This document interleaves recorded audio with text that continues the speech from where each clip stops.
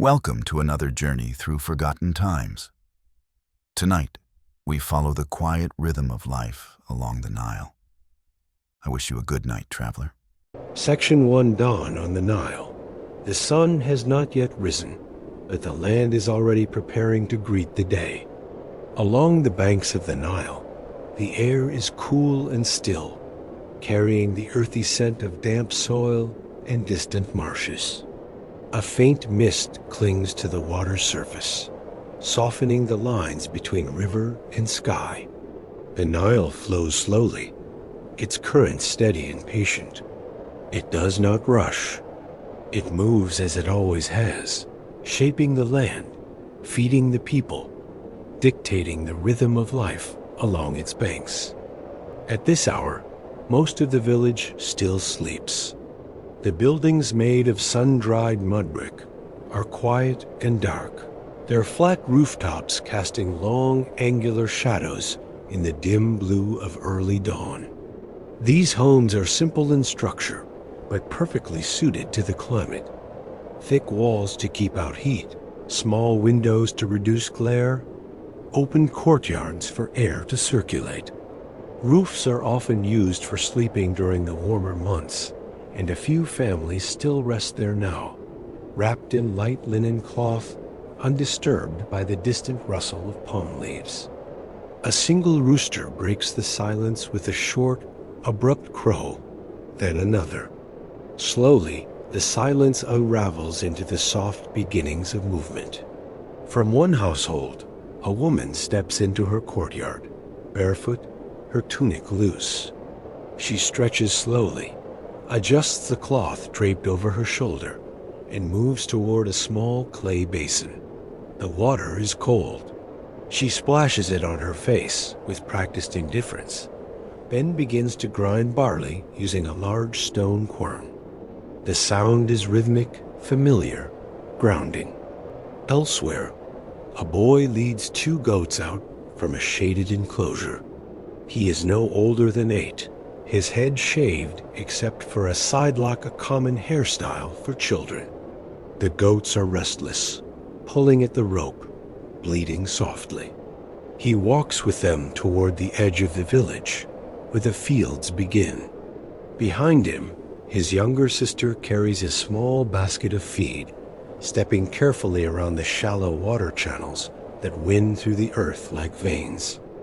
The fields near the Nile are alive with activity, even at this early hour. The flood season called Akut has ended several weeks ago, and the ground is rich with black silt, left behind by the river's gentle overflow. This fertile layer is the foundation of Egyptian agriculture, and the villagers waste no time in making use of it. Men and women work side by side, tilling the soil with wooden plows, many of them pulled by oxen. Some bend low to set seeds in rows, while others carry water from nearby channels to moisten the driest patches of earth.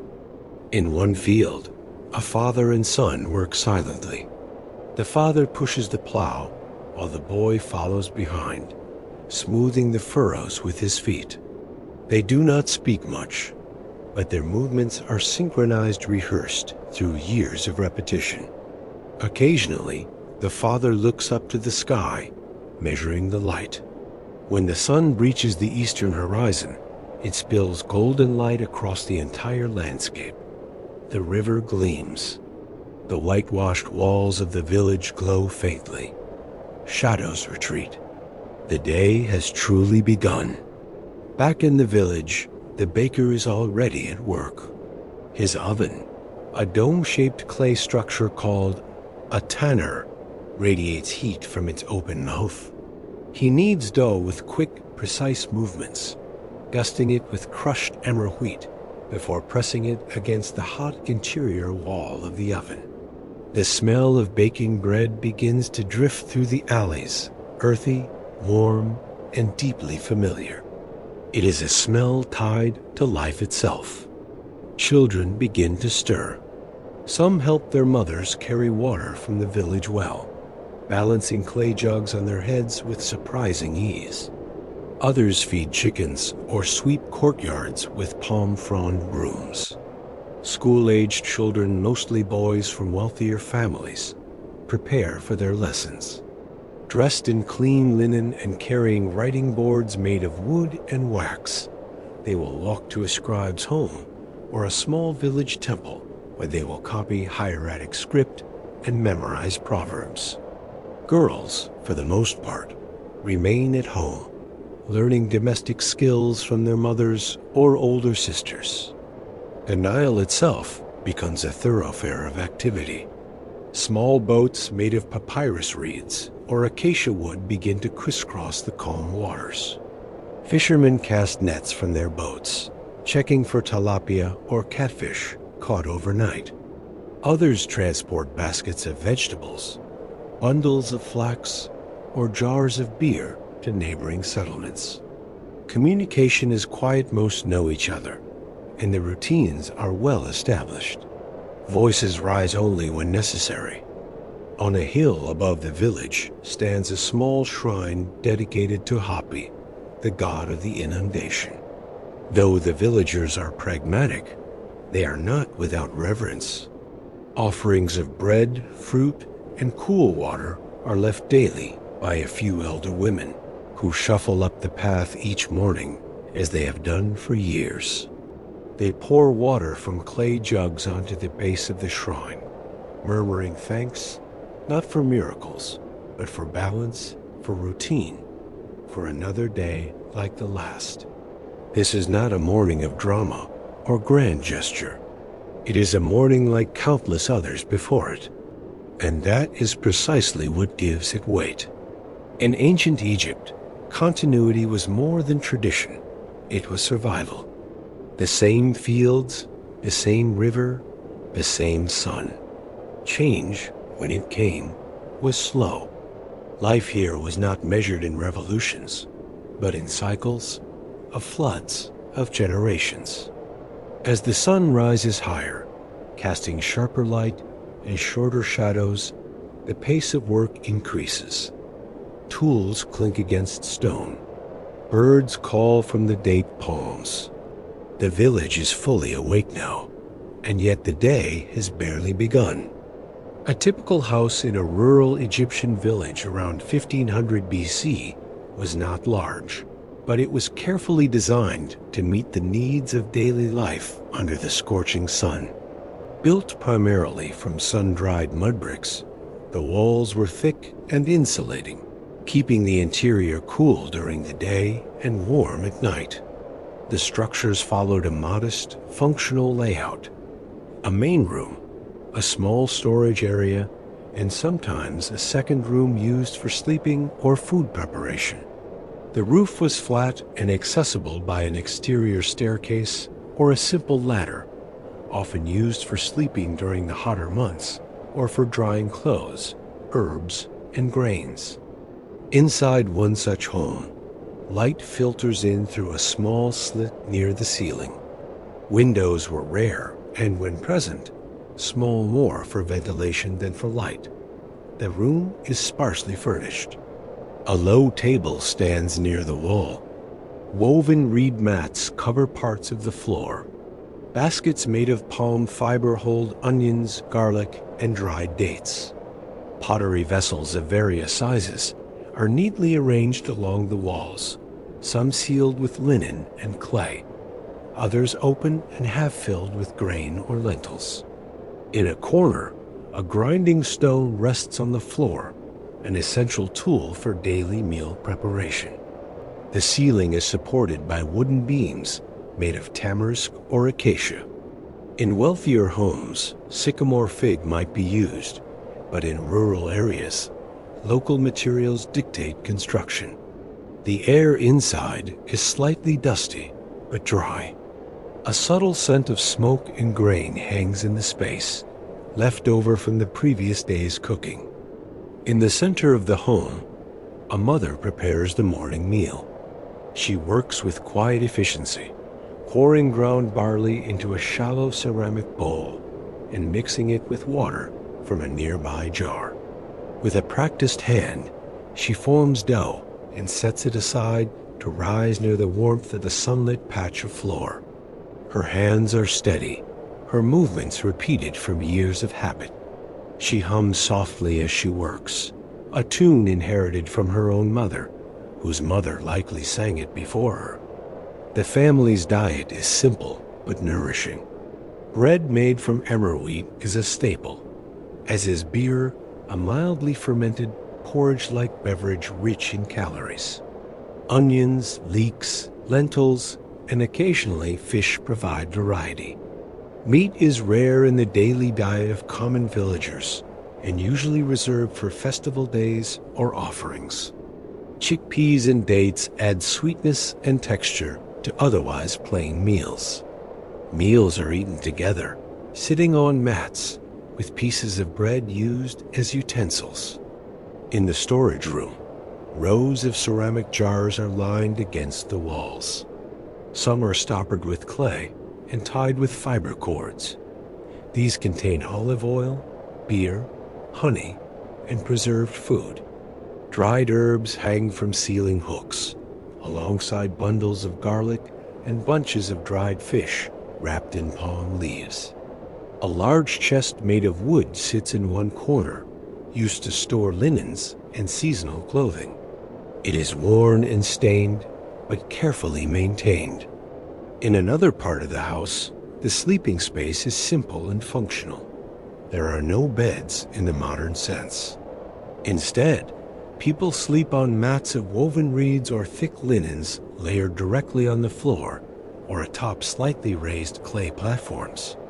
A wooden headrest supports the neck's curved shape, allows air to circulate, and reduces contact with the ground, which is important in a hot climate.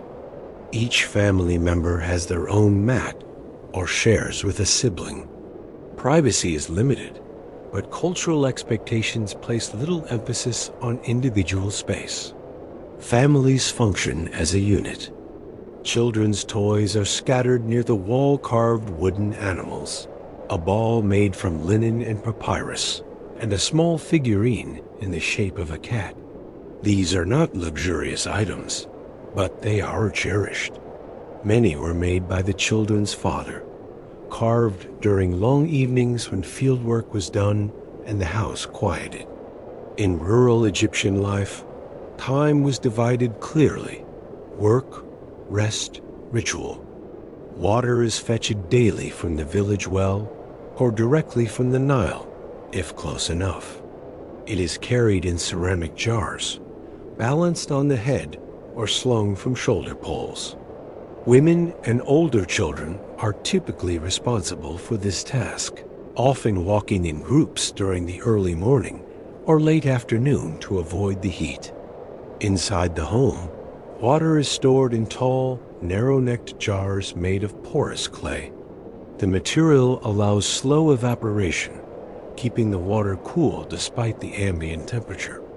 Hygiene is important and closely linked to ritual purity as well as practicality. People bathe frequently, sometimes several times a day during the hottest months. A small area behind the house surrounded by a reed fence serves as a washing space. Linen cloths are rinsed and dried here, and bodies are washed with water poured from jugs, often using natron or clay as a cleansing agent.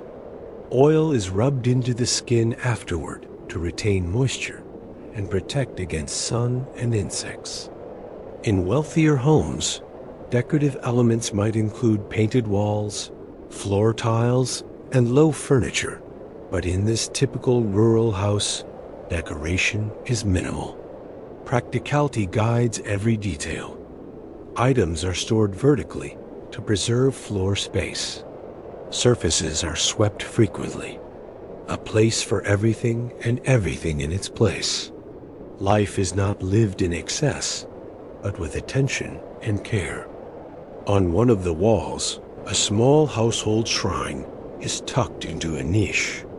It is unadorned, a simple clay figurine of Taurit, the protective goddess of childbirth and motherhood, stands beside a bowl containing dried flowers and a fragment of burned incense. The shrine is not for grand ceremonies, but for quiet moments of thanks and protection. The mother passes by it daily, sometimes pausing to whisper a wish for safety or health. As midday approaches, the interior begins to warm. The courtyard becomes the center of activity. Food is prepared here under a canopy of reeds stretched between walls. A small clay oven is set into the ground, fed by dried animal dung or palm fronds. A child fans the flames while the mother tends to the bread. In a shaded corner, an elderly grandmother shells beans, her movements slow but precise. She has done this for decades. Her hands are darkened by the sun, her knuckles thick from work, but her posture is proud. Life inside the house is quiet, repetitive, predictable, and all the more precious for it. There is comfort in the rhythm. Each item, each action, has its place and time. The house is not just a shelter. It is a system, a structure shaped by climate, need, and inherited knowledge. It is the center of domestic life, of memory, of continuity. Nothing is wasted. Nothing is without purpose. In the heat of the day, with the village active and the Nile glinting in the distance, the Egyptian household stands calm, grounded, and alive. Section 3. Agriculture and work in the fields in ancient Egypt. Agriculture was more than an occupation. It was the very backbone of society. Nearly all aspects of life, from religious festivals to tax collection, were tied in some way to the agricultural cycle. The fertility of the Nile Valley made large-scale farming possible, and this abundance sustained one of the most advanced civilizations of the ancient world.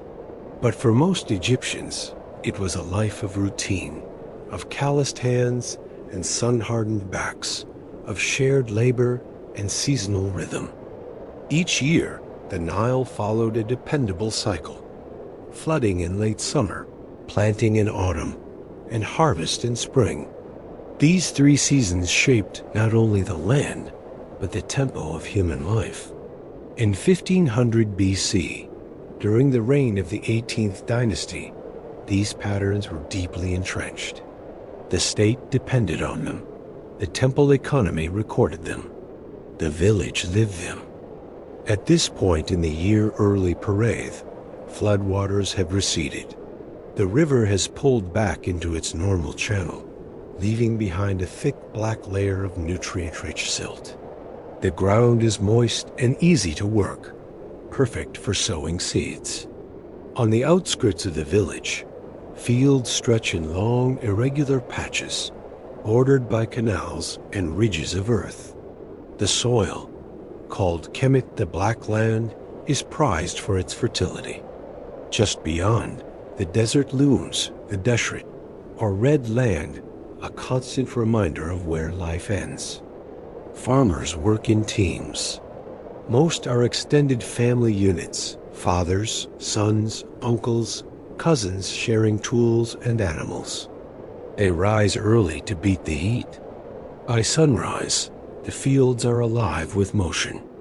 Wooden plows pulled by oxen trace slow paths across the damp ground. The plows are simple, just a curved wooden beam tipped with copper or stone, and must be guided carefully to avoid rocks or hard clumps of earth. A second person walks behind, scattering seeds from a woven basket with a wide, sweeping motion. These movements are practiced, instinctive, efficiency born from repetition. Other workers follow with short-handled hoes to cover the seeds, breaking the top layer of soil to ensure good contact and protect from birds. Birds are a constant problem. Entire families of ibis and herons patrol the fields, looking for easy meals. Children are sometimes tasked with chasing them off, running and shouting with sticks or slings made of flax cord. Irrigation is essential.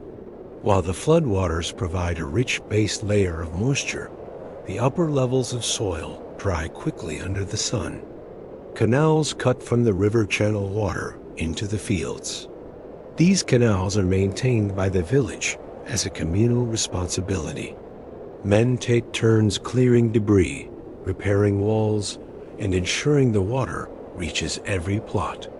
Simple Shadoof's lever-based water lifting devices are used to move water from lower canals into higher fields.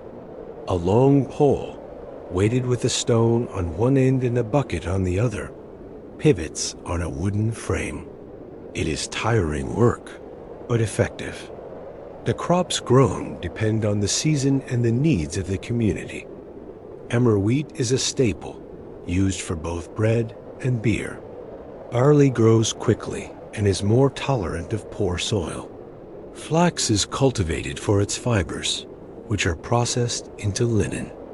Vegetables such as onions, garlic, lettuce, and radishes are grown near irrigation channels.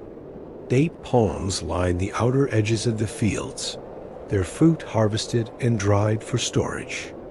Occasionally, field supervisors visit. These are scribes or temple representatives who record expected yields, inspect canal maintenance, or ensure tax quotas will be met. They carry wooden boards coated with gypsum plaster, inscribed with names, field sizes, and expected grain output. Their presence brings a change in tone. The workers straighten up. Tools move faster. Conversation dies down. The ancient Egyptian economy is highly centralized. While land is technically owned by the king, most is administered through temples or nobility. Peasants work the land in exchange for security, access, and protection, but they are also expected to produce surplus. Despite the physical demands, the fields are not joyless. Farmers sing as they work, using repetitive chants to maintain rhythm. The songs vary from village to village, but often praise the Nile, the harvest, or the strength of the oxen. Breaks are taken in shifts. Workers rest in the shade of palms or under woven reed shelters erected near the field edge. A midday meal might consist of bread, dried fish, lentils, and beer simple, filling and easy to carry. Tools are passed from generation to generation.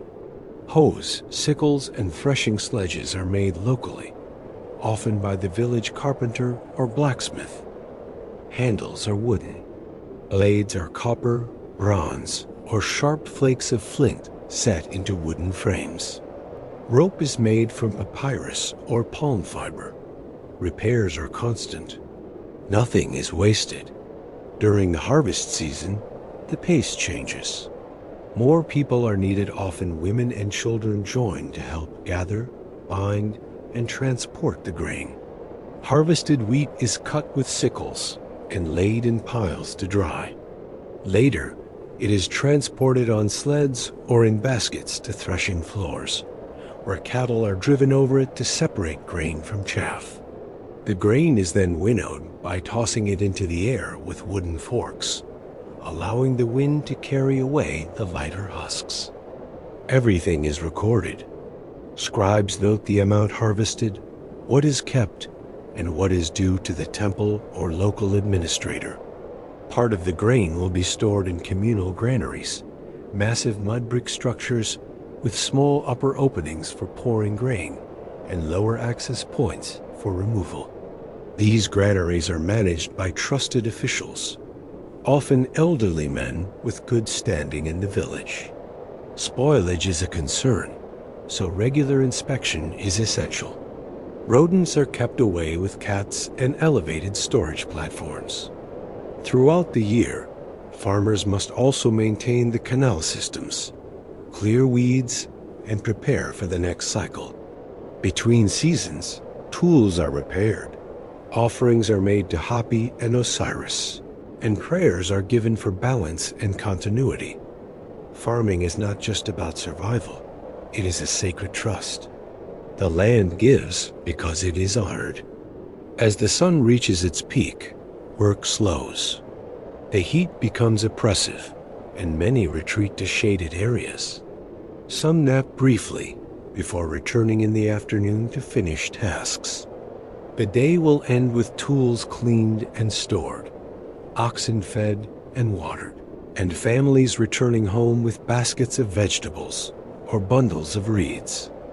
Agriculture in ancient Egypt is a full-body, full-year endeavor. It requires knowledge passed down through countless generations, adapted to the rhythms of the Nile and the needs of the community. It is hard work, but within it lies stability, identity, and purpose. And as the light begins to soften and the air cools once more, the fields fall silent, ready to begin again the next day. Section 4. Women and Domestic Life.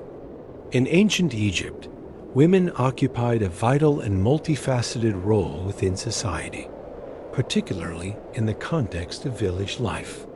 While they were not generally involved in high government or military positions, their presence was essential to the daily function and survival of the household and community.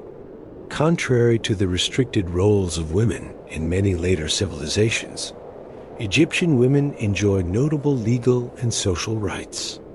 They could own property, inherit wealth, initiate divorce, and appear as plaintiffs or defendants in court. Yet beyond these formal rights, it was their everyday labor, skill, and knowledge that shaped the domestic and agricultural fabric of society. In the rural villages along the Nile, a woman's day began with the sun. Often rising before her husband or children, she tended to the household's first needs of the day. She would stoke the cooking fire, fetch water from the well or nearby canal, and prepare the morning meal. The hearth was her central domain, simple, earthen, and open to the courtyard. With a grinding stone, she crushed emmer wheat or barley into flour. Then, using a ceramic mixing bowl, she prepared dough, which was left to rise before being baked in a clay oven or on a flat, heated surface over the coals. The resulting bread was the base of nearly every meal.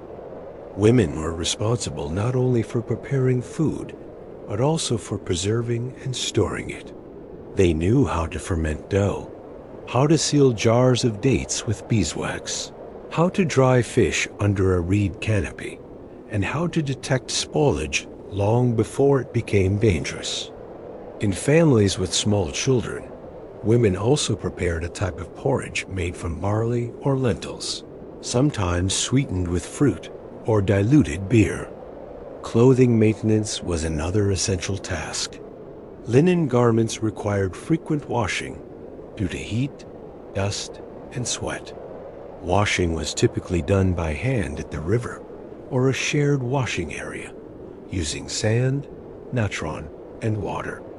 Afterward, garments were hung to dry on reed ropes stretched across courtyards. Skilled women also wove and repaired clothing. Linen was made from flax grown, harvested, and spun into thread. While the spinning of thread might be done by older women or girls, weaving cloth was often a task shared among neighbors, done on vertical looms under shade. Within the household, women also managed storage and organization. Large ceramic jars were labeled with ink or symbols and arranged carefully along walls or in niches. Smaller items, tools, amulets, oil jars, were kept in wooden boxes or woven baskets. The home functioned like a living archive. Everything had its place, and it was usually the woman of the house who knew precisely where everything was. Childcare occupied much of the day, especially for mothers with young children. Infants were often carried on the hip or in linen slings. Toddlers played in the courtyard or nearby alleys under the watchful eye of an older sibling or grandmother. Toys were simple wooden animals, clay dolls, small carved figurines. but served to stimulate imagination and motor skills. Mothers sang softly, told stories, or pointed out birds and animals as part of informal teaching. There were no formal schools for girls in most villages, but the home was an education in itself. Beyond the domestic sphere, women also played a role in the economic life of the community.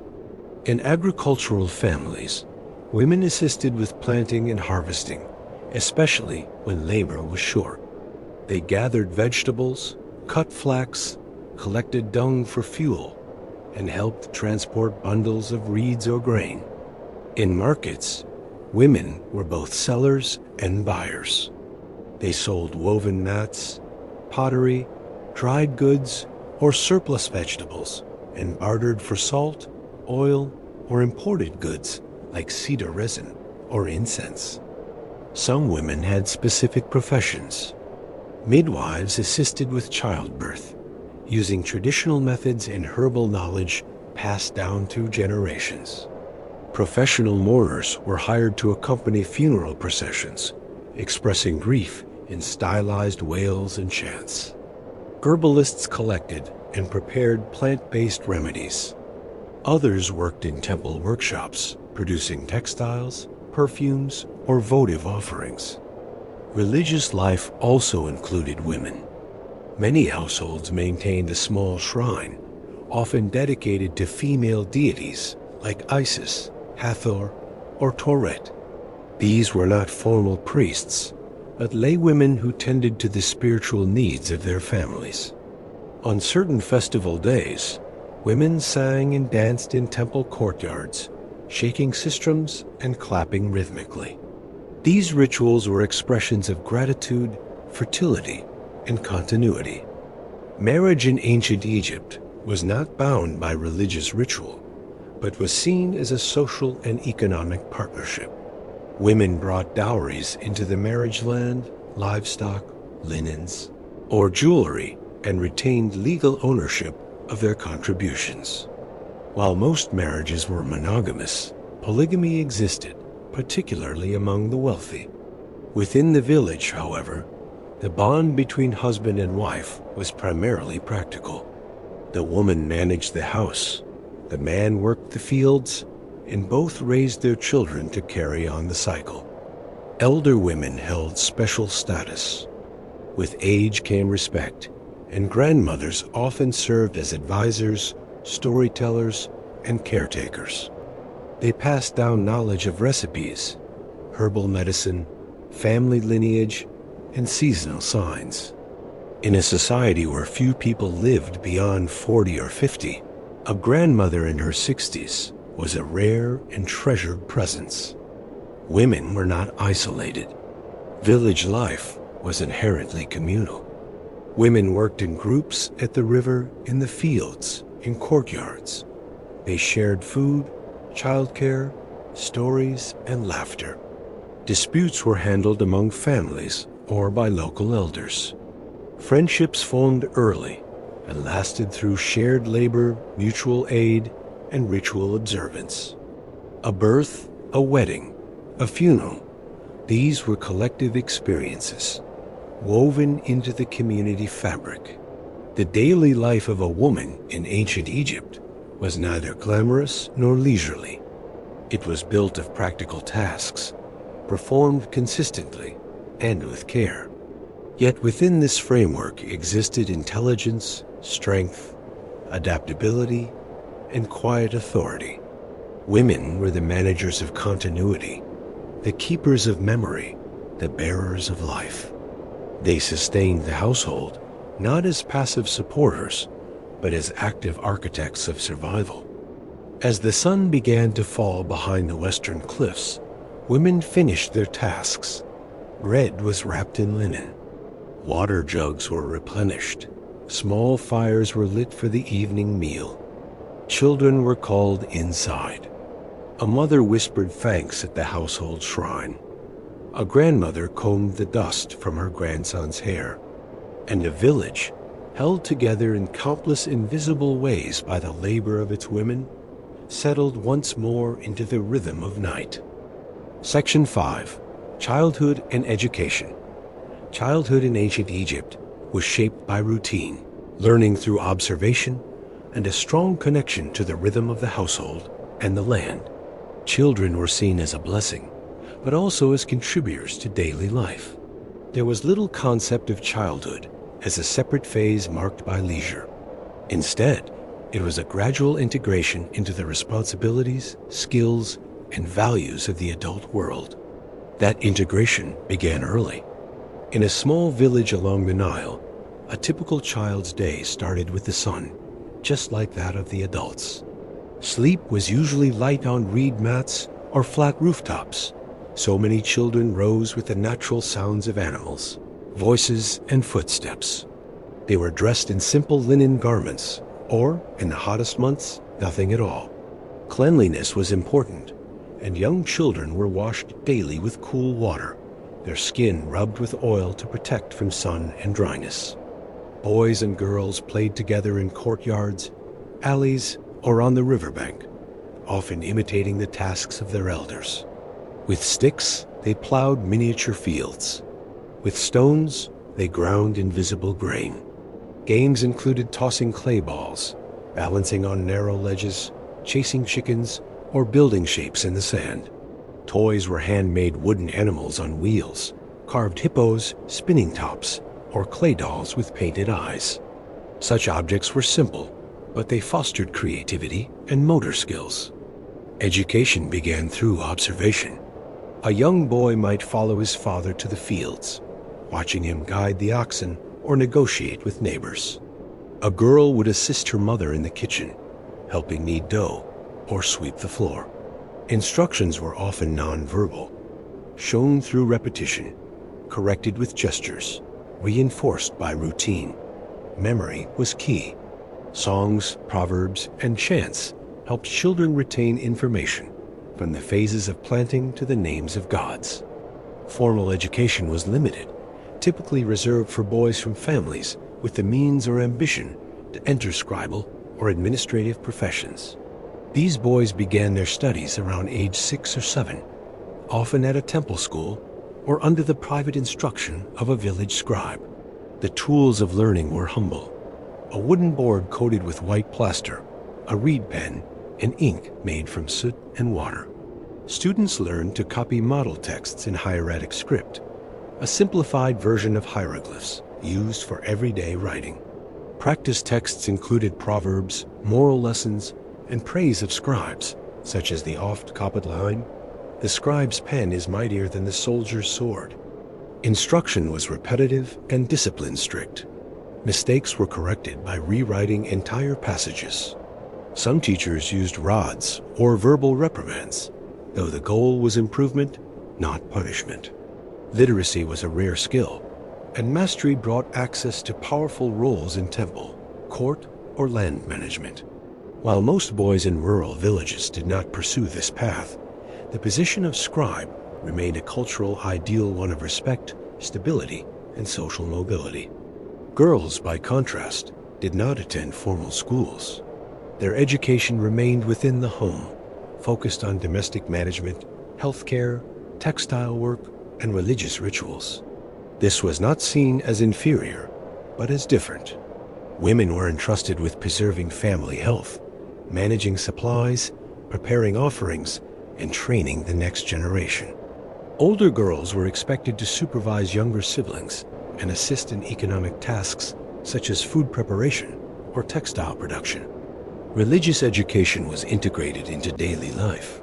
Children learned the names of gods and goddesses, the correct prayers, and the reasons behind rituals. They participated in household ceremonies, placing offerings at shrines, reciting blessings before meals, or helping clean sacred figurines. Some families had personal gods or ancestor altars, and children were taught to show respect and maintain these spaces. Religion was not compartmentalized. It was woven into every action. Work responsibilities increased with age. By 10 or 11, most children took on specific roles, assisting in the fields, gathering firewood, grinding grain, carrying water, tending animals. Tasks were assigned based on ability rather than strict age, and children were expected to contribute as much as they could. The line between play and labor was thin. Many tasks, such as herding goats or winnowing grain, allowed for movement, conversation, and interaction. Social bonds formed during these activities were deep and long-lasting. Despite the demands of work, community life provided warmth and support. Children moved freely between households, often cared for by aunts, grandmothers, or neighbors. Discipline was communal. A scolding from one adult carried as much weight as from another. Respect for elders was instilled early, reinforced by stories, religious teachings, and lived experience. Age brought authority, and children were taught to listen, though not in fear, but with the understanding that knowledge was passed through generations. Festivals were highlights in the year and held particular magic for children. During harvest celebrations, they helped decorate homes with palm fronds and flowers. During river rituals, they floated small reed boats on the water, sometimes lit with oil lamps, as offerings to the gods. During New Year festivals, they sang songs and painted their faces with ochre and charcoal. These events broke the monotony of daily life and offered children glimpses of larger social and spiritual narratives. Illness was a constant threat. Without modern medicine, children were vulnerable to fevers, parasites, and infections. Mothers learned to recognize symptoms and applied herbal remedies or poultices. Amulets, small charms made of faience or carved stone, were worn around the neck or wrist to protect against disease and evil spirits. Common symbols included the Eye of Horus, the scarab, or the frog-headed goddess Hecate, protector of childbirth and fertility. Death in childhood was common. Many children did not survive past infancy, and families often had multiple offspring to ensure survival. Yet this reality did not harden families against attachment. Grief was deep, personal, and openly expressed. Small burial sites near the village included offerings, toys, food, carved animals. Names were spoken, songs were sung. Memory mattered. As children approached adolescence, their identities shifted. Boys began working full-time with their fathers. Girls were introduced to potential marriage roles. Some might marry by 15, others later, depending on family status and arrangements. But by then, they were already capable members of society, skilled, responsible, and integrated into the rhythm of communal life. Childhood in ancient Egypt was not idle. It was purposeful, embedded in family, labor, and belief. Yet it was not joyless. Laughter echoed in courtyards, games were played on dusty paths, and friendships blossomed in fields and kitchens. The village raised its children not through formal systems, but through presence, repetition, and example. And when the Nile flooded or the harvest came, children stood alongside adults, hands steady, eyes bright, ready to take their place in the endless cycle of life. Section 6. Food and Diet. Food in ancient Egypt was not just sustenance. It was a reflection of the land's rhythms, the ingenuity of its people, and the resourcefulness required to thrive in a hot, arid environment. Along the banks of the Nile, meals were shaped by seasonal availability, local farming, and centuries of refined practice. Though modest by modern standards, the Egyptian diet was balanced, nourishing, and deeply connected to the daily labor that supported it. At the heart of nearly every meal was bread.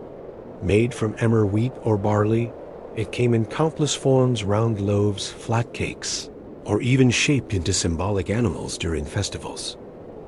Grain was ground daily using stone querns.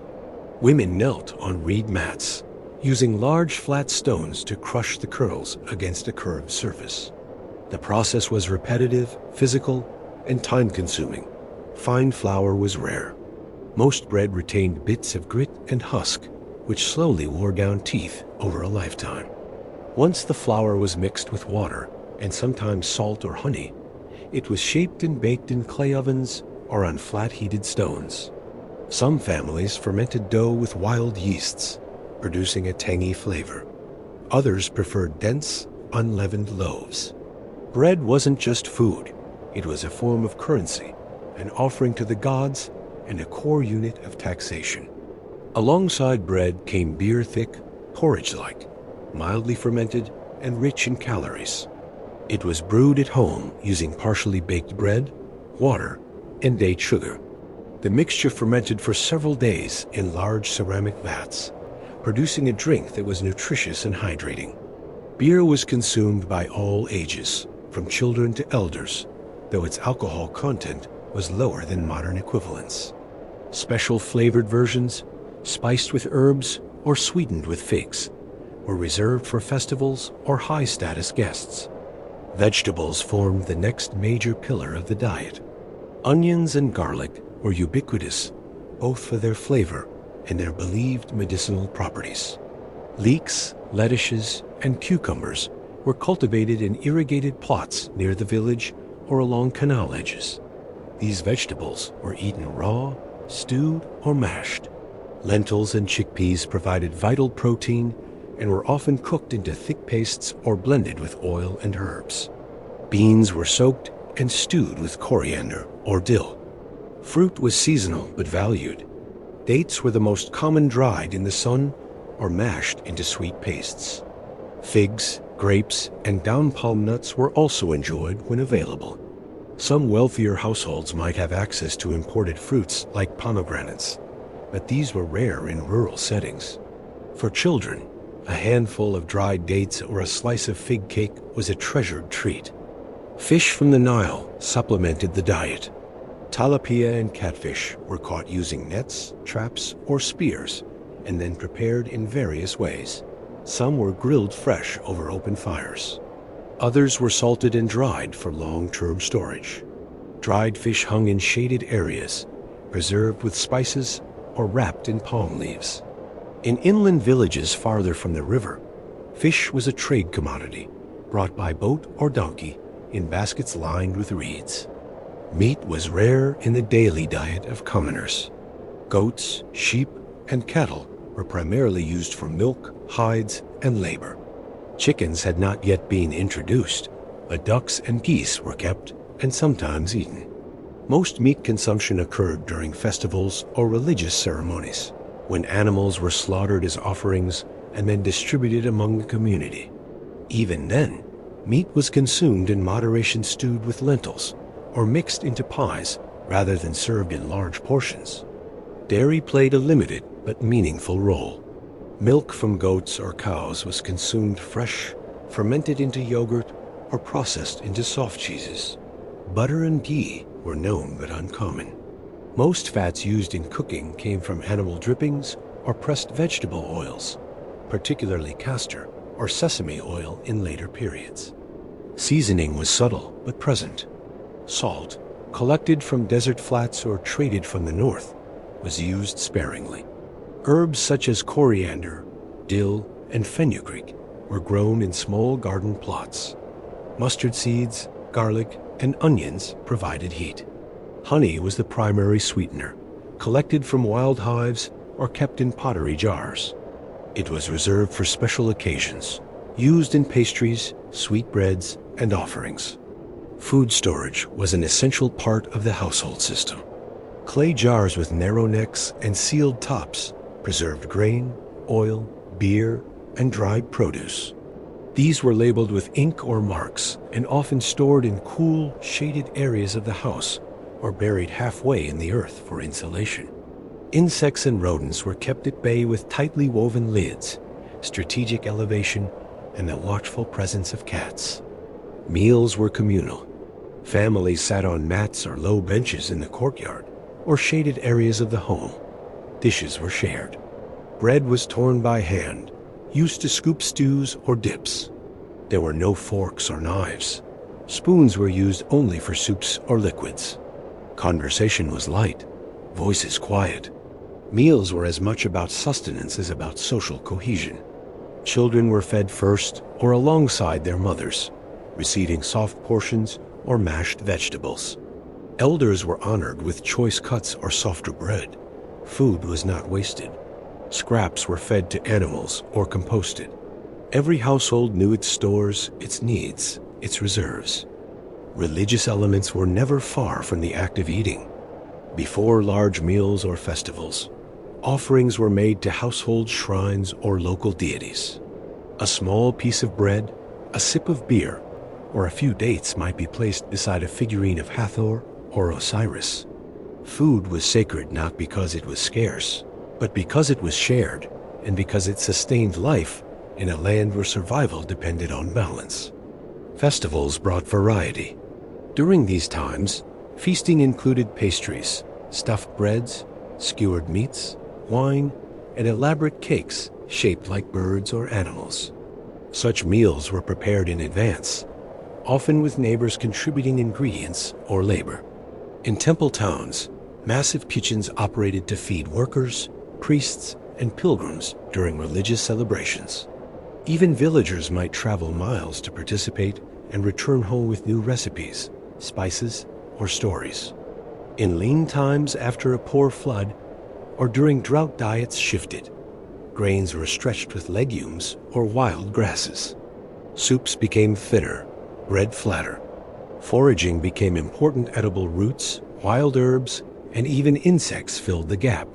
The village adapted, sharing resources, relying on stored grain, praying for the river to return. Hunger was feared, but rarely unaddressed. The Egyptian diet was not static. Over centuries, new ingredients, techniques, and influences altered the culinary landscape. But in 1500 BC, for a typical farming family along the Nile, food meant bread and beer, onions and fish, fruit in season, and the occasional luxury. It was enough. As the evening fell and the house cooled, the fire was stoked once more. Bread was warmed, lentils stewed. A jug of beer was poured. Children laughed in the courtyard. A mother offered a slice of dried fig to her youngest. And under the soft light of oil lamps, the family ate, grateful for the land, the river, and the hands that fed them. Section 7. Clothing and personal care in the sun-drenched villages of ancient Egypt, where daily life revolved around the rhythms of the Nile and the demands of the climate. Clothing and personal care were shaped by necessity, tradition, and a distinct sense of order. Though minimalist in appearance, dress and hygiene were not haphazard. They reflected a culture attuned to balance between function and form, body and spirit, status and simplicity. The primary material used for clothing was linen, derived from the flax plant. Grown in irrigated plots near the river, flax was harvested, soaked, pounded, and spun into thread. The thread was then woven into linen fabric on vertical looms usually operated by women. Linen was valued for its lightness, breathability, and purity. Even the word for linen in ancient Egyptian, WSH, carried connotations of ritual cleanliness. The garments themselves were simple but effective. Most commoners wore a rectangular kilt or wraparound skirt, fastened with a belt or knotted at the waist. Men typically went bare-chested, while women wore straight-cut dresses with shoulder straps, often tied behind the neck. In warmer months, children wore nothing at all. In cooler weather or during religious ceremonies, a light shawl or mantle might be added.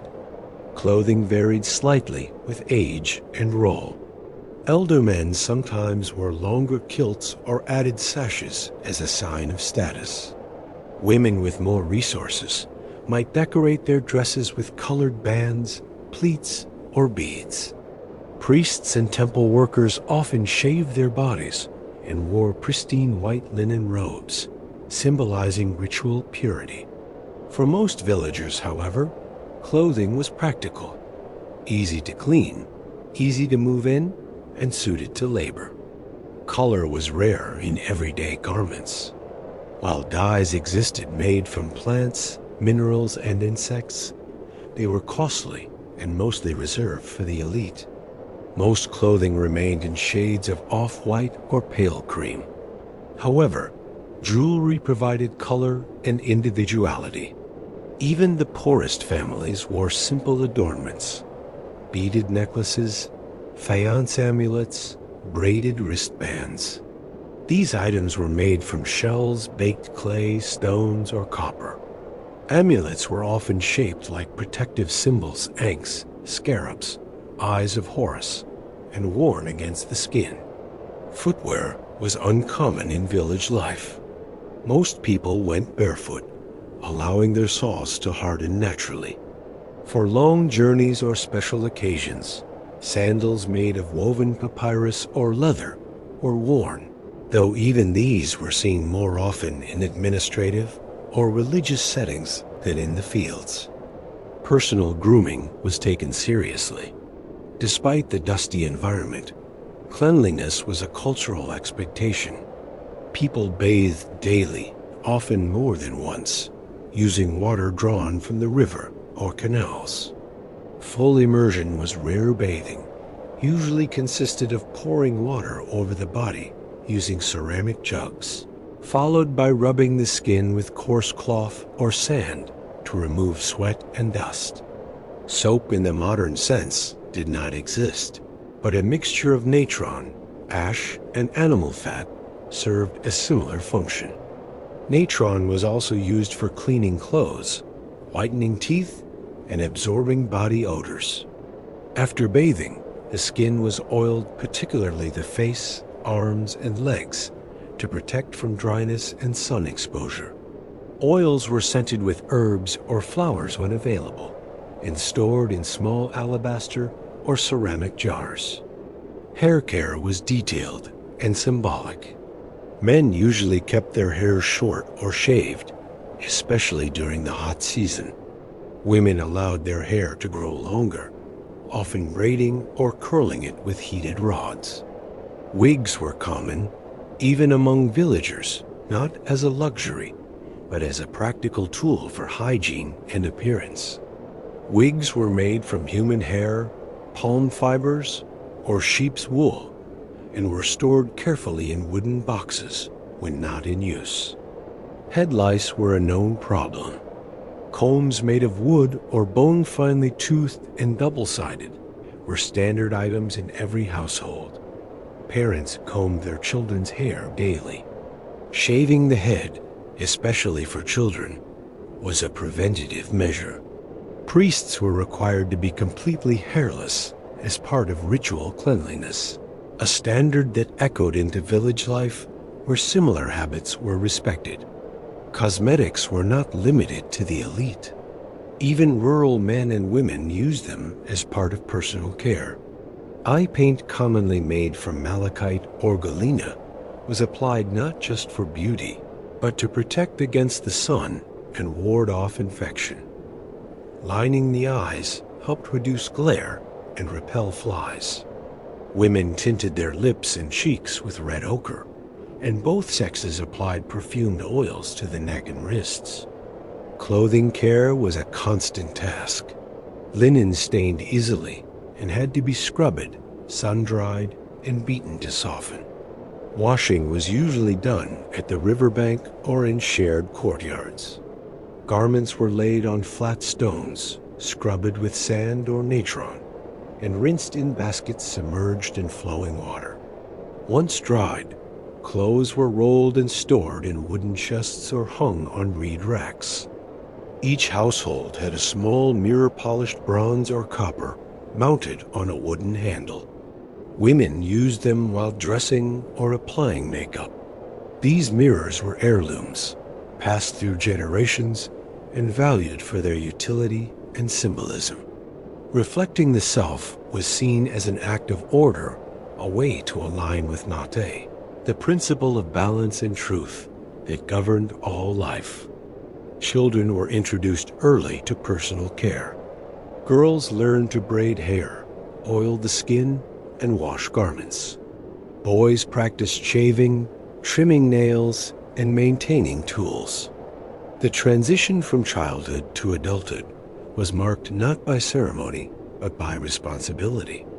A clean, well-groomed appearance was associated with discipline, dignity, and readiness to contribute. During festivals or weddings, clothing became more elaborate. Women wore pleated dresses, colorful sashes, and floral headbands. Men wore fresh kilts, polished jewelry, and sometimes painted their eyes.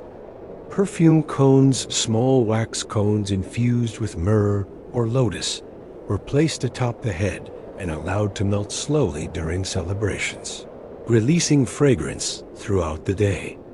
Despite the modesty of their wardrobes, Egyptians were deeply aware of appearance.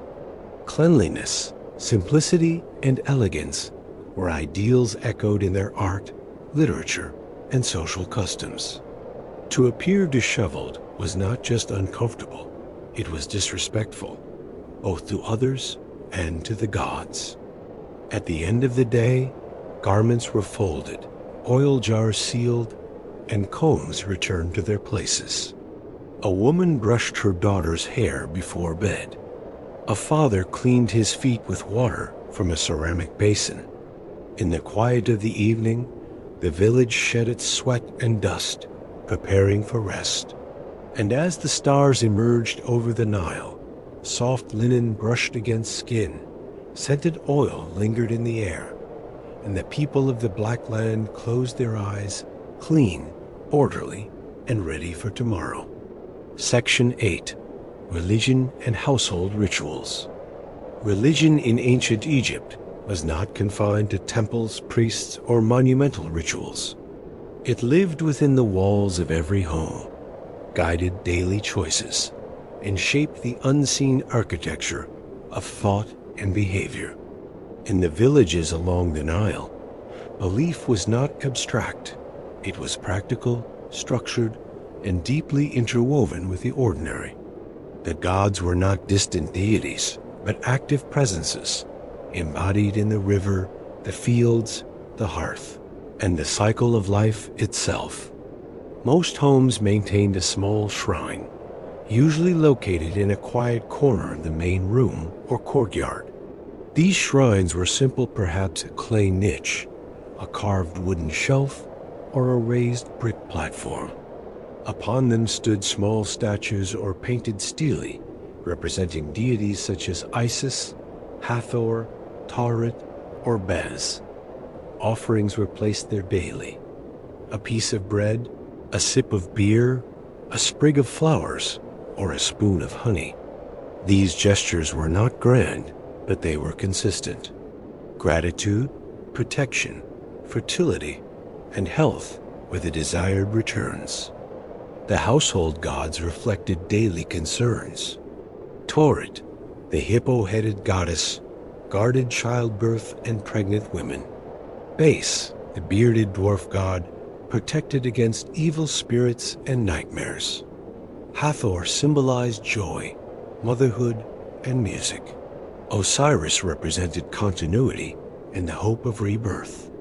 Each morning, the woman of the house might light incense made from resin and herbs, wave her hand in a slow circular motion above the offering, and whisper a short prayer asking for strength or healing. These rituals were informal, but respected. Children were encouraged to observe, and sometimes to help placing figs near the statue, or clapping during festival chants. The act of offering was not transactional, but relational, maintaining harmony between humans and the divine forces embedded in the world. There was no weekly Sabbath, but rather a steady rhythm of spiritual maintenance, woven into every day. Beyond the household shrine, amulets and symbols offered portable protection. Most villagers wore a small charm around the neck, wrist, or ankle, an eye of Horus, an ankh, a scarab, or a knot of Isis. These items were not fashion, but function. A sick child might receive a faience frog amulet. A traveler might carry a papyrus scroll inscribed with protective verses. These objects were often gifted at birth, during coming-of-age milestones, or after recovery from illness. Death and the afterlife were central to religious understanding. Yet even these ideas were integrated into life rather than reserved for the end of it. Families tended ancestral graves, swept burial grounds, and left offerings of food, oil, and incense. Names of the dead were spoken aloud, especially during festival times, with the belief that remembrance preserved existence in the afterworld. A pot of beer, a small cake, a candle lit at dusk, these gestures kept the thread between generations unbroken. Dreams were another point of contact with the divine. Villagers believed that dreams could carry warnings, messages, or blessings from the gods. A bad dream might prompt a visit to the local healer or an offering to a household deity. Some kept dream books, lists of symbols and their meanings copied from temple scrolls or learned orally. A crocodile in a dream might signify danger. A boat meant transition. A rising star might signal pregnancy or harvest. Festivals punctuated the year with spiritual intensity. Though many were tied to temples and state calendars, villagers observed local versions with great devotion. During the festival of Obit, honoring Amun, Mut, and Khonsu, homes were decorated with palm fronds and colored cloth.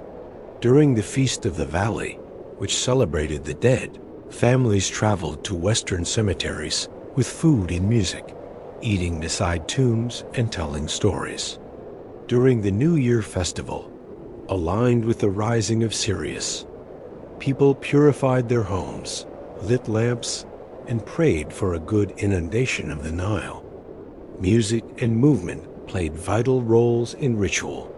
Sistrum's rattles shaped like ankhs or hoops were shaken in rhythm.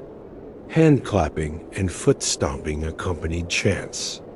Some women learned special hymns passed down through generations. During childbirth, funerals, or harvest celebrations, these songs were sung as invocations, half lullaby, half prayer. Temple worship was reserved for the priestly class, but villagers felt the temple's influence. Many worked in temple fields, produced offerings, or served as laborers during large processions. On major holy days, priests would parade sacred bark small, decorated boats carrying statues of gods through the streets or across canals. Villagers lined the routes, offered flowers, and shouted praises. For most, this was the closest direct contact with temple power they would experience. Divination was also practiced, albeit cautiously.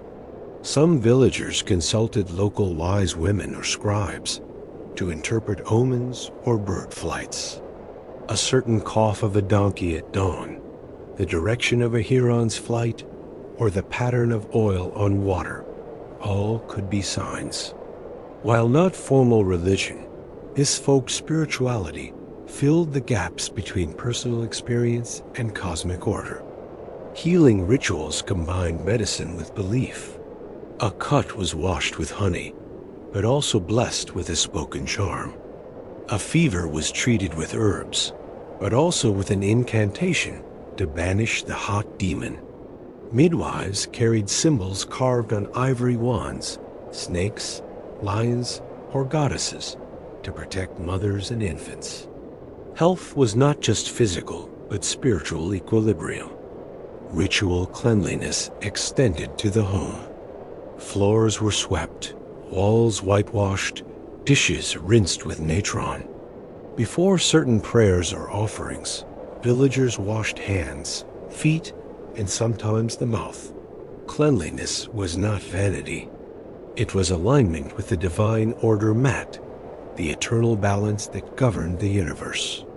To keep one's space clean, to speak truthfully, to honor one's parents, these were acts of religious fidelity. As night fell, the household grew quiet. A final offering, a lamp lit with sesame oil, was placed before the shrine. Someone might whisper a wish, another might simply bow the head. Cats curled near the doorway. The stars above were not distant points of light, but watchers representatives of the divine realm. And in that moment, under the silent gaze of the heavens, the village rested not merely in darkness, but in trust. Section 9 Craftsmanship and Trades, beneath the thatched roofs and mud brick walls of Egypt's rural villages. A quiet industry pulsed through courtyards, workshops, and shaded alleys. While farming sustained life along the Nile, it was craftsmanship that brought structure, tools, and beauty to that life. The skills of potters, weavers, carpenters, and metalworkers were essential, not peripheral. In a society deeply attuned to both practicality and form, the artisan stood as both problem solver and culture bearer. Most trades were practiced at the household or community level. Tools were simple but effective: flint blades, copper chisels, bow drills, stone polishers. Materials were sourced locally whenever possible. Clay came from riverbanks, wood from acacia groves or imported cedar, reeds from canals, and stones from nearby quarries. Artisans did not work in isolation. They moved between workshops, fields, and markets, sharing techniques, tools, and labor. Pottery was among the most widespread crafts. Every household required jars, bowls, plates, and cooking pots. Clay was kneaded by hand, shaped on slow-turning wheels or coiled and smoothed, then left to dry under the sun. Once hardened, vessels were fired in open pits or simple kilns built from bricks. Decorative glazes were rare in village pottery, but surface polishing, incised patterns, or red slip finishes added character. Potters passed their skills down informally, often within families. Children learned by observation, helping to carry water, knead clay, or decorate lids with finger impressions. Textile production was equally vital. Women wove linen from flax thread using vertical looms set up in courtyards. The warp threads were stretched vertically, and the weft was inserted with a shuttle and tightened with a beater. The work required patience, coordination, and rhythm. Some fabrics were coarse and utilitarian, others fine enough for ritual garments or trade. Dyes, though limited, included natural pigments like indigo and madder, applied sparingly. Offcuts were reused as bandages, filters, or fuel. Carpenters were in constant demand. Using bronze adzes, chisels, and saws, they constructed everything from doors and furniture to tools and plows. Wood was precious, especially hardwoods, and nothing was wasted. Broken furniture was mended, tools rehandled, wheels realigned. Storage chests, headrests, stools, and beds were crafted with care, often assembled without nails, relying instead on mortise and tenon joints and wooden pegs. A skilled carpenter might also build ceremonial objects or help shape parts of a local shrine. Metalwork was more specialized. Bronze and alloy of copper and tin was used for tools, weapons, and ornaments. Most metalworkers lived in larger towns or near temple complexes, but villages maintained small-scale smelters or repair stations. Old tools were melted down and recast. Blacksmiths used clay furnaces with reed bellows to raise the temperature, hammering hot metal on stone anvils. Metal was expensive, and every broken blade or chipped chisel was salvaged and reused. Stone carving was essential for both domestic and religious life. Small household stele, mortar, amulets, and beads were shaped from limestone, alabaster, or steatite.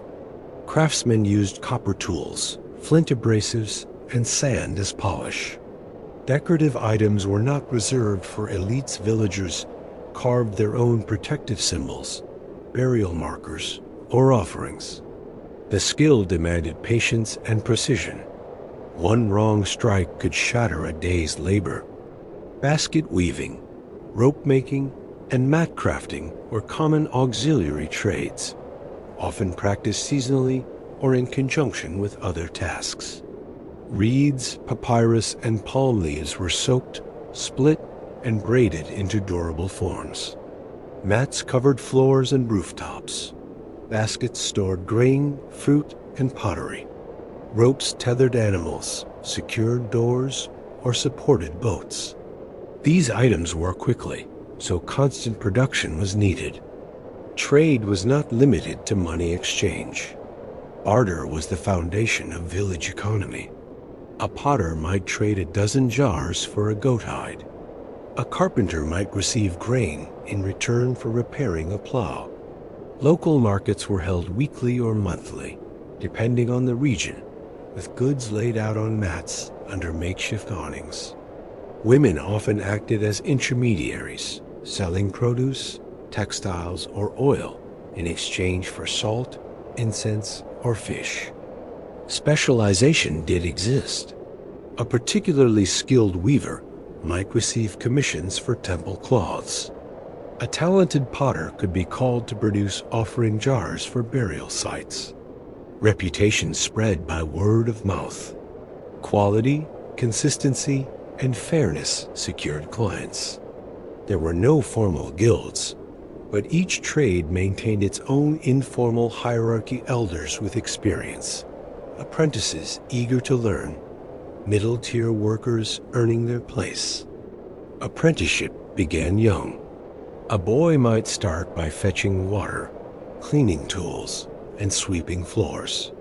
Slowly, he would be trusted with simpler tasks: smoothing a jar, trimming a plank, holding a loom thread. Mistakes were corrected with repetition, not punishment.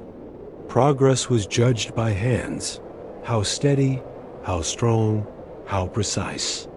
Girls too learned from their mothers or aunts, spinning thread, dyeing cloth, preparing paste for beadwork.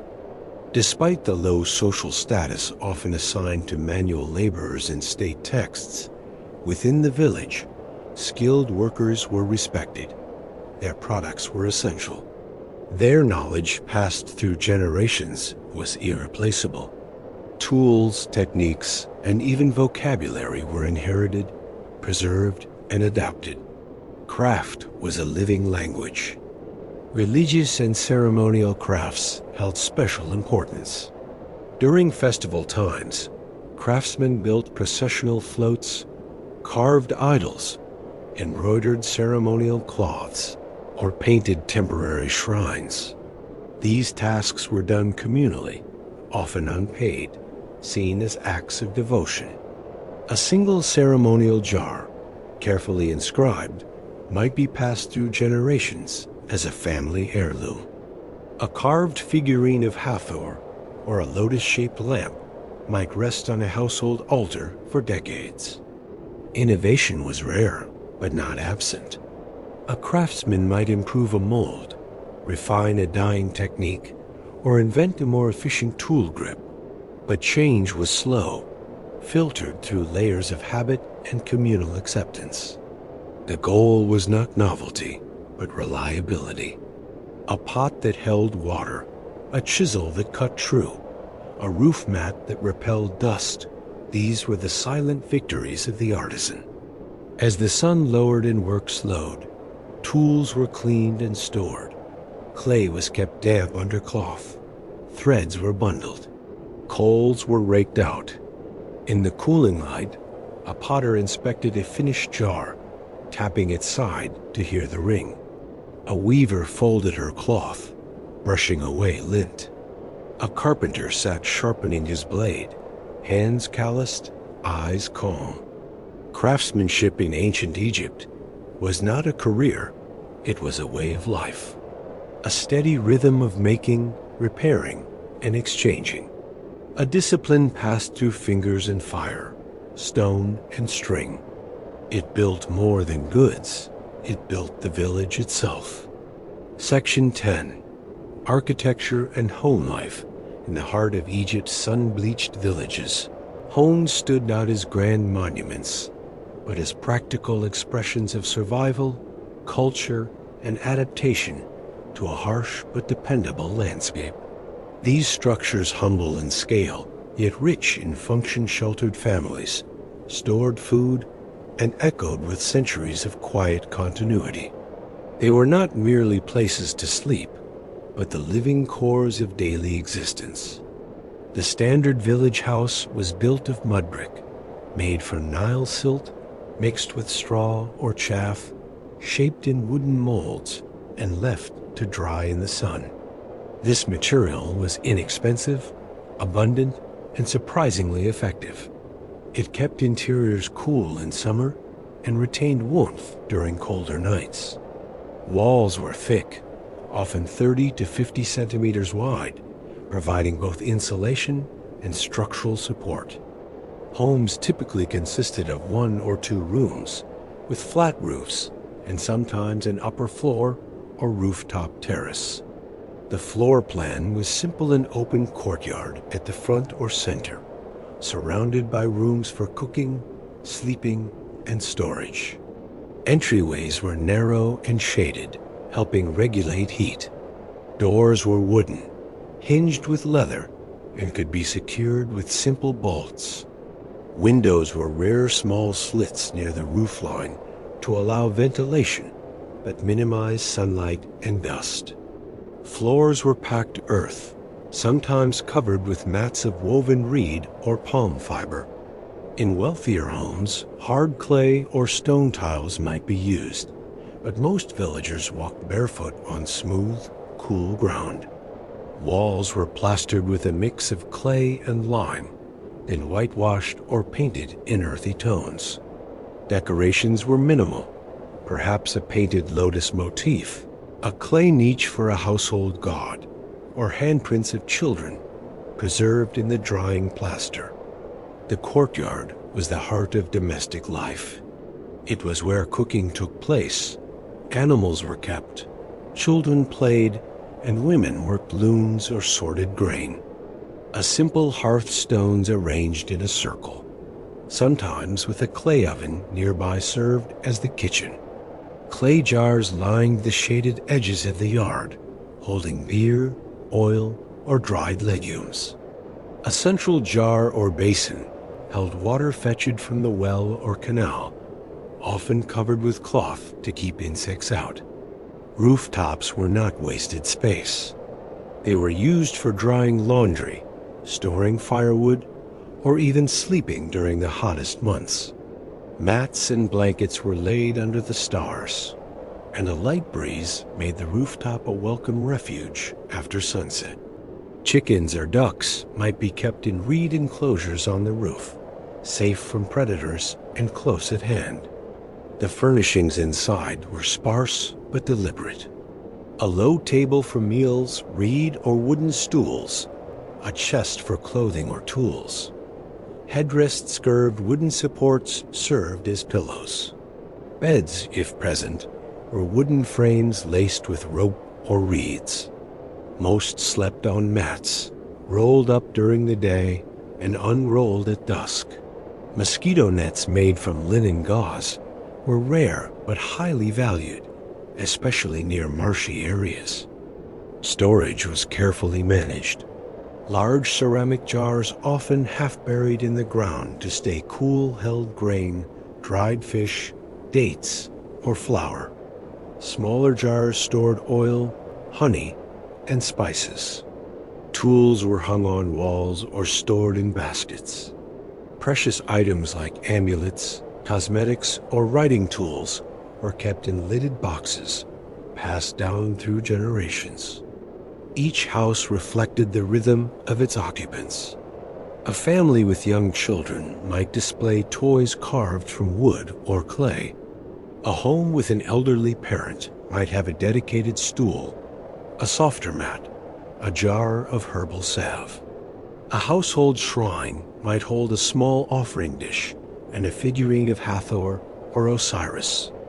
Every corner served a purpose, often more than one. Despite the modest construction, home ownership was common. Land was typically inherited patrilineally, and homes were rebuilt or repaired as needed. Floods, wind, and heat took their toll. Roofs sagged, walls cracked, but maintenance was routine. Mud brick allowed for easy patching. Neighbors helped one another rebuild, especially after seasonal damage. The village existed as a web of shared labor. Privacy was limited but respected. Rooms were divided by reed screens or hanging cloths. The separation between genders was not strict, but certain domestic tasks and spaces remained associated with women, especially the kitchen, the loom, and the water jars. Guests were typically received in the courtyard or entry room. Hospitality was a quiet expectation. Water, a mat to sit on, perhaps a small offering of dates or beer. Animals lived in close proximity. Goats, sheep, and donkeys shared the courtyard or were tied outside under a lean-to. Dogs wandered freely, both guard and companion. Cats, revered and useful, prowled rooftops and kitchens, keeping vermin in check. Chickens clucked beneath storage racks. Life was loud, earthy, constant. Home was also a place of ritual and memory. Births, deaths, meals, and stories all unfolded within these walls. Names of ancestors were spoken in evening light. A notch in the doorway marked a child's growth. A burn mark on the floor told of a dropped oil lamp. These were not signs of imperfection, but of life recorded in clay and smoke and habit. Architecture extended to community spaces as well. Shared wells, grain storage huts, and threshing floors were communal property, maintained by collective effort. Some villages had small chapels or gathering spaces where seasonal festivals or marriage ceremonies took place. These buildings were often built to a slightly higher standard stone thresholds, painted walls, but still reflected the modesty of their environment. The surroundings of each home were also shaped with intention. Reed fences, shade trees, clay pots filled with water for birds or passing travelers. Footpaths curved naturally between homes, worn into the ground by generations of footsteps. Villagers swept these paths each morning, not for cleanliness alone, but as a form of order. Dust was inevitable. The act of sweeping mattered more than the result. At night, the village glowed faintly. Oil lamps flickered behind doorways. Quiet conversation drifted from rooftops. The air cooled and walls radiated the warmth of the day. Families gathered on mats, shared food, exchanged words, or simply sat in silence. A child dozed in a parent's lap. A dog barked once, then lay still. And above it all, stars arched overhead, silent, constant, old as the Nile. The Egyptian village house was not a symbol of status. It was a vessel for warmth, for labor, for stories. Fragile in material, durable in meaning. A reminder that the architecture of life is not measured in height or grandeur, but in how well it holds the people within. Section 11. Education and knowledge in the villages along the Nile, where most children learned by doing, and most wisdom was carried in stories rather than scrolls. Education was not absent. It simply wore a different form. Formal schooling existed, yes, but primarily for the elite, the sons of scribes, priests, and administrators who were destined for the state apparatus. For everyone else, knowledge was acquired through observation, repetition, and participation. It was not delivered in lectures, but inherited through hands, eyes, and ears. From the moment a child could walk, learning began. A boy might follow his father to the fields, watching how the water gates were opened and closed, how seed was sown with the right rhythm, how to tell time by the sun's angle on the wall. A girl might sit beside her mother at the loom, learning to separate threads, mix dyes, fold cloth. Tasks were age-appropriate, introduced gradually, and always tied to purpose. Education was utilitarian, but not without beauty. Storytelling played a central role in shaping understanding. Elders, especially grandparents, told tales in the evenings, fables of animals, stories of gods and pharaohs, or personal anecdotes. These stories taught ethics, caution, pride, and memory. One tale might warn against theft. Another might explain why the ibis is sacred. Repetition was key. A story heard 10 times became part of the child's inner world, as fixed as the stars above the Nile. In some larger villages or temple-adjacent settlements, rudimentary schools existed. These were often small rooms attached to a scribe's house or a local shrine. Instruction was stern and repetitive, focused on writing, counting, and memorization. Students sat on mats, writing with reed pens on shards of broken pottery or smooth limestone flakes called ostraka. Paper like papyrus was expensive and rarely used for practice. The hieratic script, a cursive form of hieroglyphs, was standard in education, while actual hieroglyphic writing was reserved for religious and monumental texts. Discipline was strict. Teachers used voice, repetition, and sometimes the rod to instill order. School hours began early, often just after sunrise, and lasted until midday. Students recited maxims such as, "Do not speak in the house of silence," or "Obedience to the scribe brings advancement." Lessons blended moral instruction with rote learning. There was no room for individual expression precision, and memorization were the goals. Literacy was rare among villagers. Fewer than 1% of the population could read and write fluently. But that did not mean ignorance.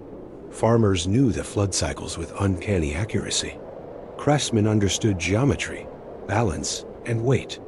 Women memorized recipes for ointments, chants for childbirth, and patterns for weaving.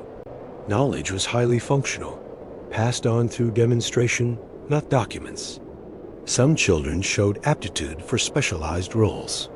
A boy who excelled in memory and speech might be encouraged to apprentice with a scribe. A girl with a steady hand might assist a midwife or herbalist. There was no formal exam. Aptitude was noticed by elders and acted upon. Roles were chosen more by practicality than passion. Survival did not leave room for indulgence. Temples were the great centers of learning. Though inaccessible to most villagers, their influence filtered outward. Priests studied astronomy, medicine, mathematics, theology. They preserved texts, copied scrolls, maintained calendars, and interpreted dreams. Occasionally, temple scribes traveled to rural areas for tax collection or religious festivals, and during these visits, they sometimes shared knowledge, reciting a hymn, explaining a symbol, diagnosing a malady. Such encounters were rare but memorable. Medicine in village life was half science, half tradition. Remedies were passed down orally: honey for wounds, garlic for fatigue, willow bark for pain. Some herbs were grown in household gardens, others gathered wild. Villagers knew the properties of mint, coriander, fenugreek, and henna. Midwives carried knowledge of birth positions, recovery rituals, and protective charms. Bone setters knew how to splint a limb using reed and linen. This was education of a different kind: practical, effective, and enduring. The calendar, based on lunar and stellar observations, was widely known.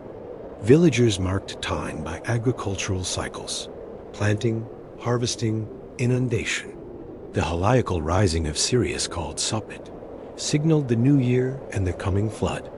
Children learned these patterns as naturally as they learned to walk. The sun's angle, the color of the Nile, the direction of the wind, these were studied instinctively, generation after generation.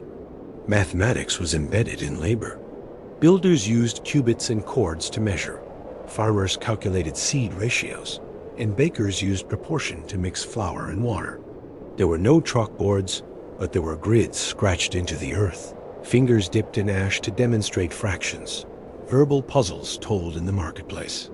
Education occurred in motion through trade, repair, construction, and play. Even games carried lessons.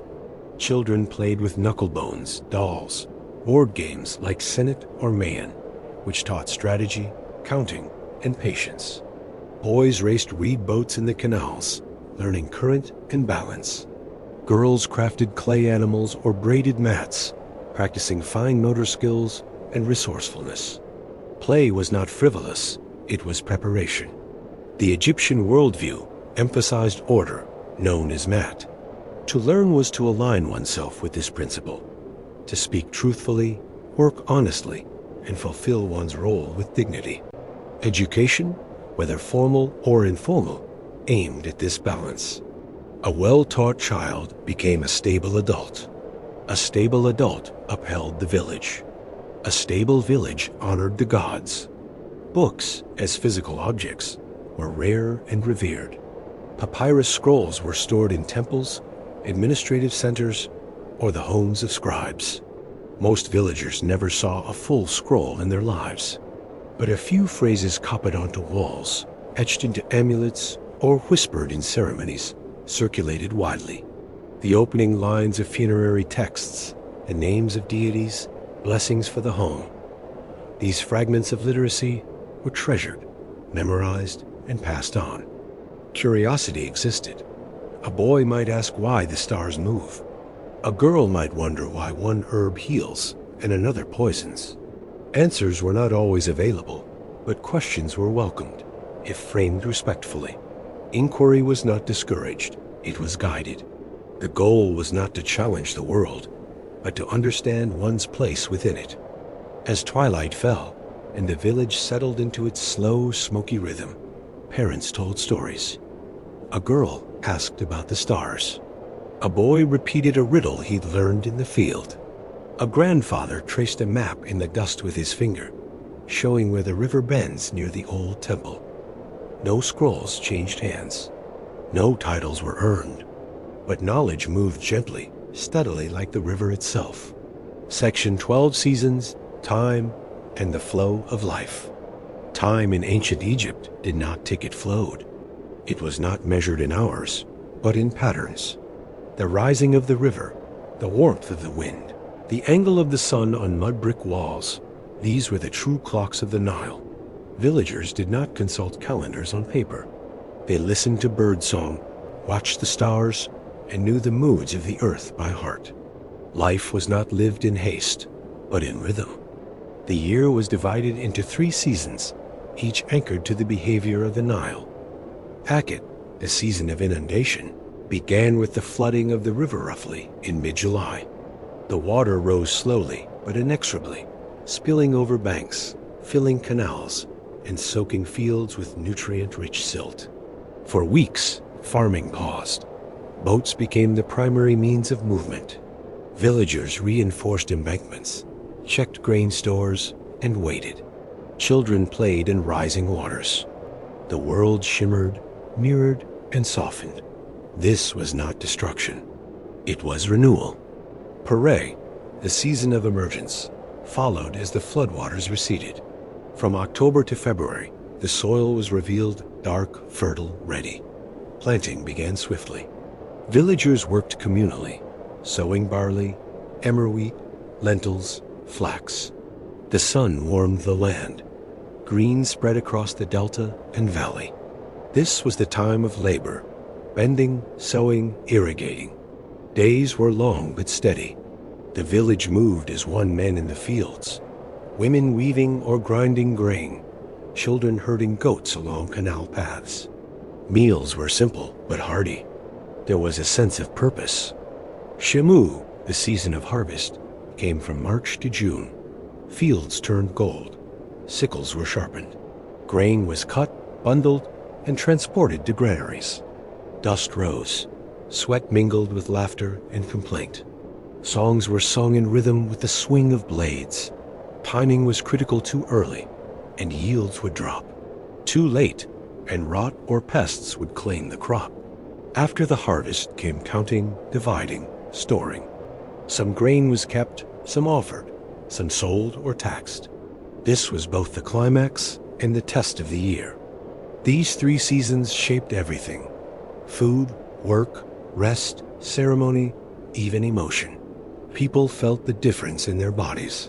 They dressed differently. They spoke differently. Language itself bent with the flood and the fields. Inundation was a time of waiting and dreaming. Planting brought energy and focus.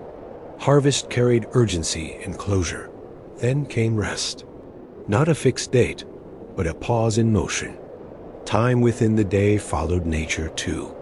The sun was the master clock. Villagers woke with the first glow of dawn, began work before full light, and ended before dusk. Midday brought a rest meals, shade, slow conversation. As shadows stretched, tasks wound down. At sunset, lamps were lit, courtyards swept, and doors drawn. Night was for sleep, for stories, for the unseen. There were no mechanical devices, but the sky told time. The rising of Sirius Sopdet signaled the new year. The position of Orion at dawn marked winter's arrival. The moon, in its phases, guided planting cycles, fertility rites, and domestic rhythms. Every villager could read the heavens not as astronomers, but as inheritors of observation. This temporal awareness brought a quiet kind of wisdom. A farmer knew when the soil had rested enough. A mother sensed the time for weaning without charts. A weaver knew the best weeks to dye cloth, when the sun would set it perfectly. Time was not imposed. It was understood. The Nile itself was both clock and memory. It held the past in sediment and carried the future in current.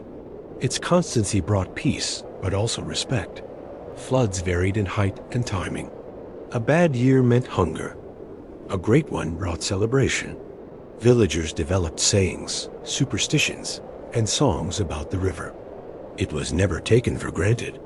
Time was also measured in life stages: childhood, adolescence, marriage, parenthood, old age, death.